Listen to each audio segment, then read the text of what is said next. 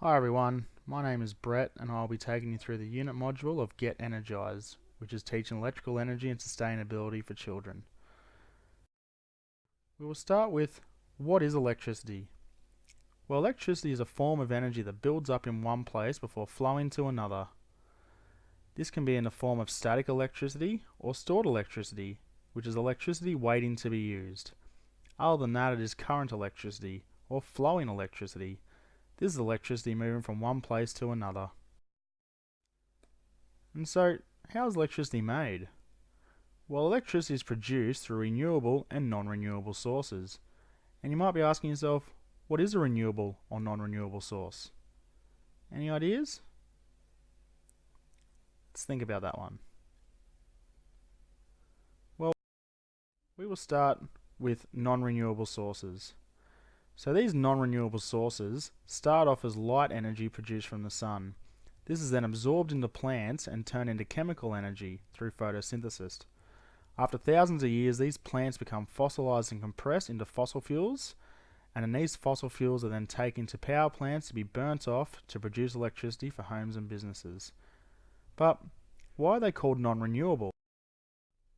Well, non-renewable means they are energy sources that are used faster than they can be created. This means it can take thousands to millions of years for them to be made naturally.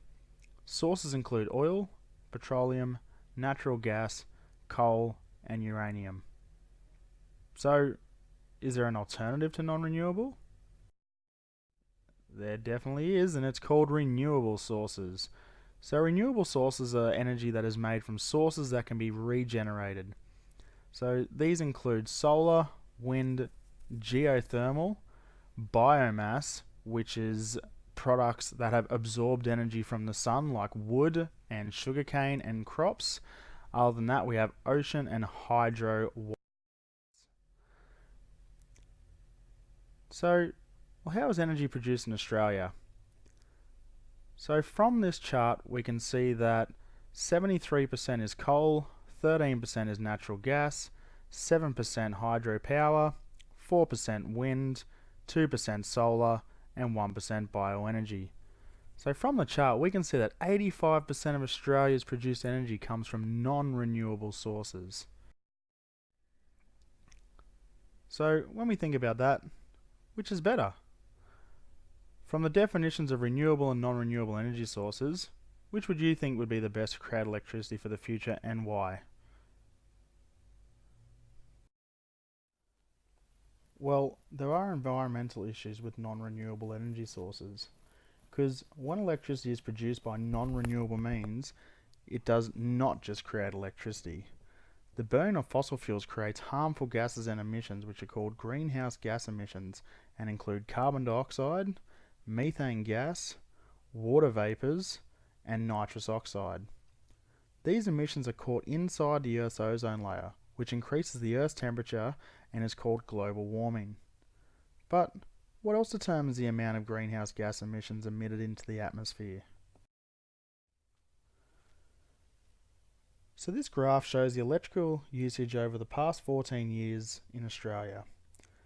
You can see it's steadily rising over the time, and this could be due to the growth in population, because in growth of population causes greater demand for electrical devices. It could also be due to the economy, with businesses needing to use more power to produce more goods and services. But no matter what it is on the rise. So what uses electricity? Think about your house, and what inside uses electricity? And does all these devices need to be used? And what if you didn't have a certain device?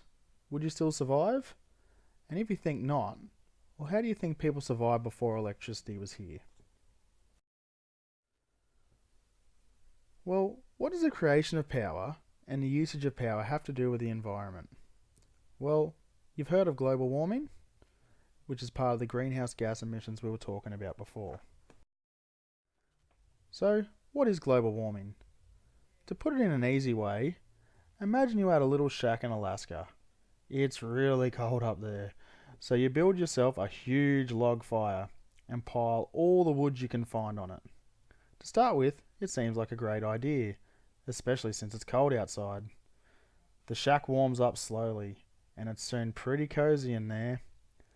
Since the shack is warmer than the atmosphere and the ground that surround it, it loses heat quite quickly. If the fire supplies heat at the same rate as the shack loses it, the shack stays roughly the same temperature. But if you make the fire too big, then the shack will get hotter and hotter and hotter. Before long, you'll start feeling uncomfortable.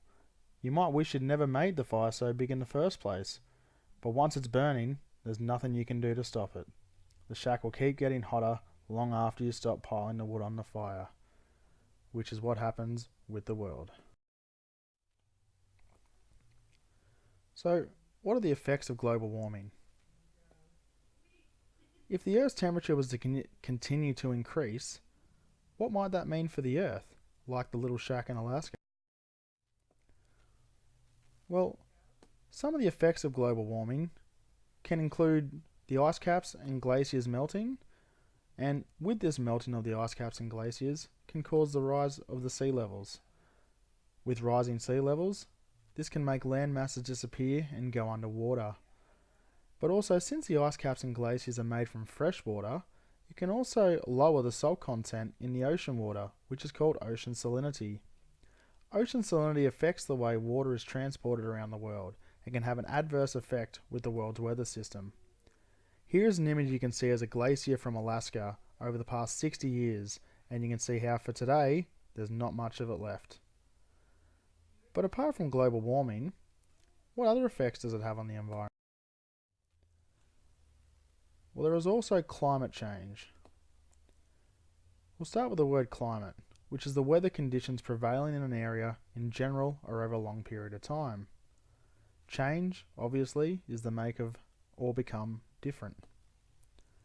Climate change. So this means the average weather on Earth is different than what it was in our past. A change in climate can cause unusual weather events to happen around the world. So, what might be some of the unusual weather events to occur due to climate change? Can you think of any?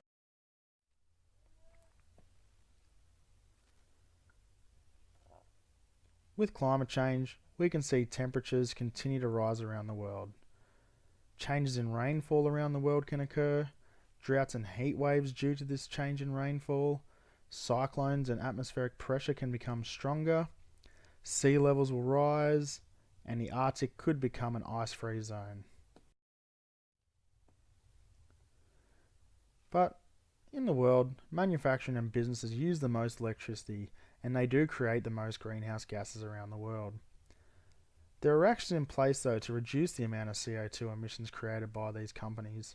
These include the use of renewable energy and the Commonwealth Emissions Control Policy in Australia to ensure businesses reduce their carbon footprint. From the graph, we can see that over the last 20 years, the increase has gone steadily up.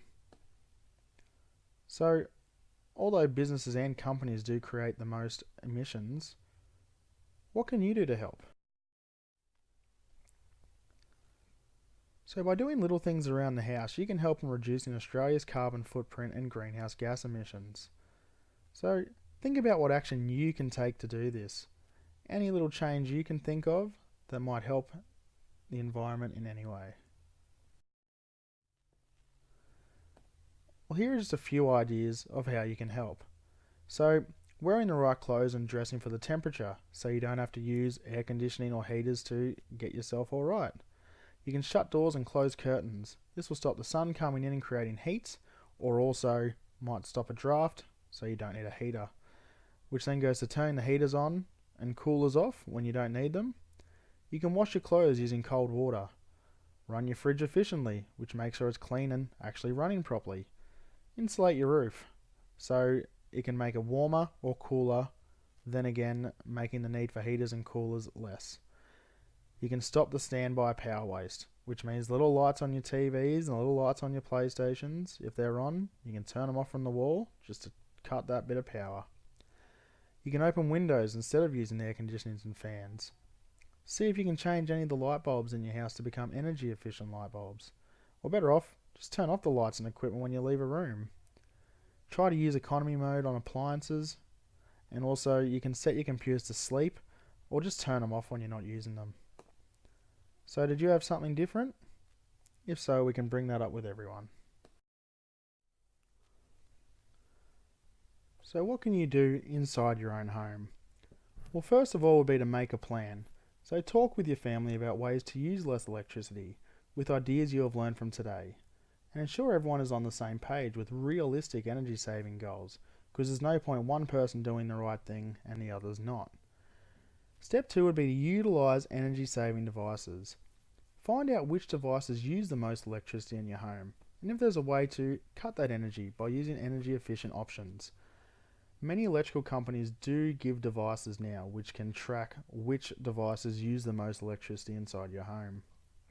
But other than that, do you need to use these devices? Or could you be outside playing instead? Step 3 would be to stick to the plan. Ensure the family members use your newfound energy saving information, and see if you can track your progress by asking your parents to see your energy consumption. Also, find a way to reward the family if you achieve your energy saving goals.